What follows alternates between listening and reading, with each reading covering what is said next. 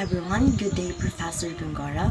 We are Group 10 and today we will be exploring the fascinating realm of modern world literature. Our presentation is titled World Literature Today, Exploring Global Voices in the Modern Era. Our goal is to explore how stories from all over the world, especially in the modern era, helps us understand different people, cultures, and the world we live in now. You'll hear about global voices, new literary styles, and important messages that writers want to share today. But before anything else, let us first define what is modern world literature. Modern world literature refers to literary works such as books, poems, plays, and other written works created from the late 20th century up to the present. These works often talk about what is happening in our world now, like how countries are connected through globalization, how technology is changing our lives, and how people deal with war, identity, and climate change, wherein they use other stories to reflect real world problems and help us think about them deeply. Moving on to the next slide is the characteristics of modern literature, wherein modern literature has a few main features. So first, it looks at the world from a global perspective. Literature is more interconnected than ever, where writers aren't just focused on their own countries. Thanks to technology and faster communication, that readers nowadays can explore stories written anywhere in the world. Second, it includes many different voices, especially from the groups that were often ignored from the past. It is a collective voices including women, people of color, LGBTQ plus authors, indigenous voices. That diversity brings us closer to real life experiences and stories we never hear otherwise. Third is experimental styles. The way stories are told has changed. Authors now use creative styles like some jump between past and present, break the fourth wall, and mix fantasy with reality. They're not afraid to bend the rules, and that's what makes their stories exciting and powerful. Mixing real and magical events, or even showing a character's raw thoughts directly. And lastly, the digital influence. The technology has made literature easier to access through ebooks, audiobooks, and even apps where people share stories and connect with their readers instantly. Okay, so now let's move on to the importance of literature. So, literature is powerful.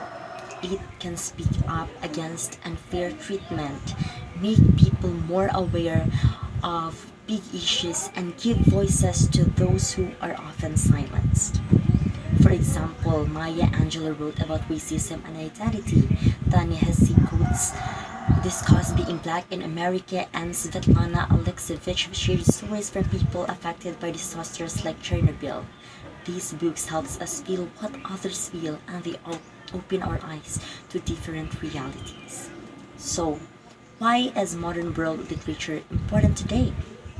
Okay, so modern world literature is important today because it enhances cultural awareness and critical thinking, allowing readers to connect with diverse human experiences and helps understand history, politics, and even emotions through storytelling. So these are the key elements in modern world literature, wherein there are many themes that modern writers focus on. So first is identity and self-discovery, wherein characters often explore who they are, their gender, heritage, or place in the world.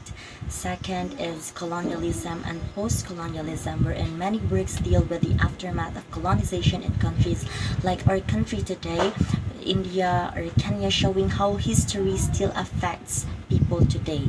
Third is war and trauma. Stories that capture the horrors of war or the quiet pain that lingers after it ends.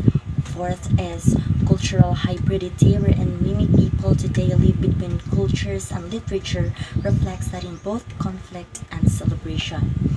Fifth is the social and political change, wherein authors use fiction to spotlight racism, corruption, or inequality. And lastly, the role of technology in society. From the effects of social media to fears about AI, writers are exploring how technology is shaping us for better or worse. So these themes now show up in books from different countries, but they connect us all because they deal with emotions and situations that many people go through. Okay, so these are the literary movements in a modern world literature today. So different literary styles or movements have shaped modern stories now. So first is the postmodernism, wherein it focuses on fragmented narratives and metafiction. So one of the best example of this is The Infinite Jest by David Foster Wallace. So this novel is a great example of postmodern literature because it has a very fragmented storyline, meaning the events aren't told in a normal straight line. The book also uses metafiction, which means it often draws attention to the fact that it is a book. You might find footnotes, self-references, and strange shifts in narration. Wallace uses these techniques to explore big ideas like addiction, entertainment, and meaning in modern life.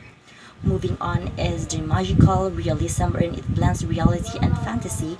One of the best example of this is 100 Years of Solitude by Gabriel Garcia Marquez.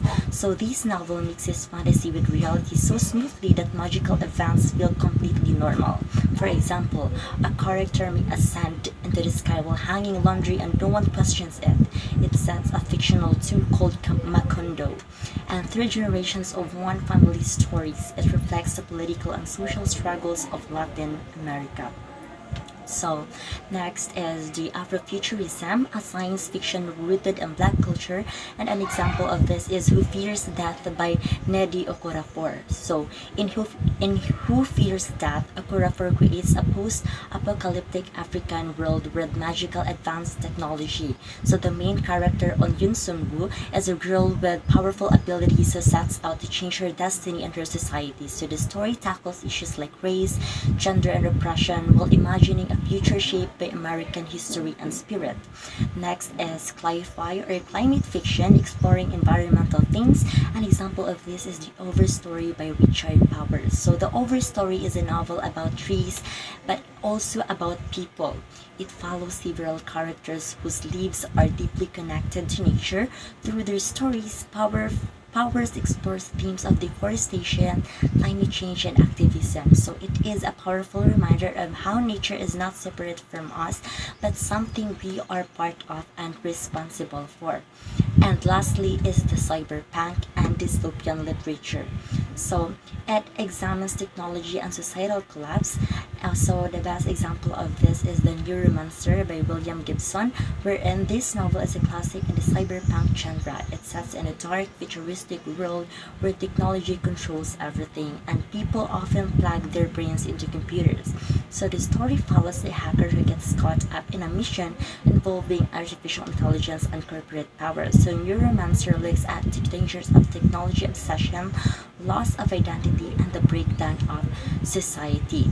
So these styles help writers express complex ideas in creative ways, enhances cultural awareness, and our critical thinking. So that would be my part, and